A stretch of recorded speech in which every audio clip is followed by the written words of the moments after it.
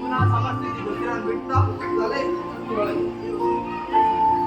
ಉಸಿರನ್ನು ತಗೊಳ್ತಾ ಎಡಕಾಲು ಮುಂದಕ್ಕೆ, ಕತ್ತು ನೇರ. ಉಸಿರನ್ನು ಬಿಡ್ತಾ ಪುನಃ ಸಮಸ್ಥಿತಿ. ದೀರ್ಘವಾಗಿ ಉಸಿರನ್ನು ತಗೊಳ್ತಾ ನಿಧಾನ ಉಸಿರನ್ನು ಬಿಡ್ತಾ ಸಮಸ್ಥಿತಿ. ಈಗ ಒಂದೊಂದು ಆಸನಗಳನ್ನು ಮಾಡೋಣ. ಮೊದಲಿಗೆ ವೃಕ್ಷಾಸನ. ಒಂದು ಕಾಲನ್ನು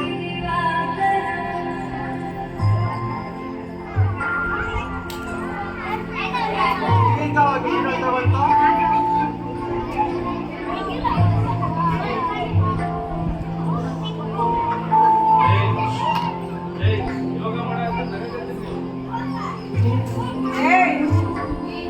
ಕಣ್ಣು ಮುಚ್ಚಿ ಹಾಗೆ ನಿಲ್ಲಿಕ್ಕೆ ಹೋಗ್ತಾ ನೋಡಿ.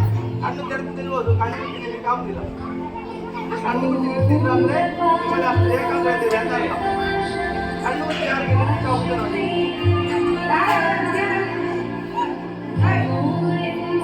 ಕಣ್ಣು ಮುಚ್ಚಿ ಯಾರಿಗೆ ನಿಲ್ಲಿಕ್ಕೆ ಸಾಧ್ಯ ಆಗುತ್ತಾ ಅವರಿಗೆ ಏಕಾಗ್ರತೆ ಶಕ್ತಿ ಜಾಸ್ತಿ ಇದೆ ಅಂತ ಅರ್ಥ.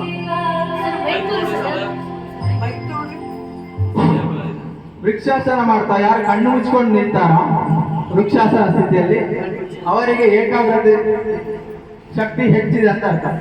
ಯಾರಿಗೆ ನಿಲ್ಲಿಕ್ಕೆ ಆಗುತ್ತೆ ಕಣ್ಣು ಮುಚ್ಕೊಂಡು ವೃಕ್ಷಾಸನ ಸ್ಥಿತಿಯಲ್ಲಿ?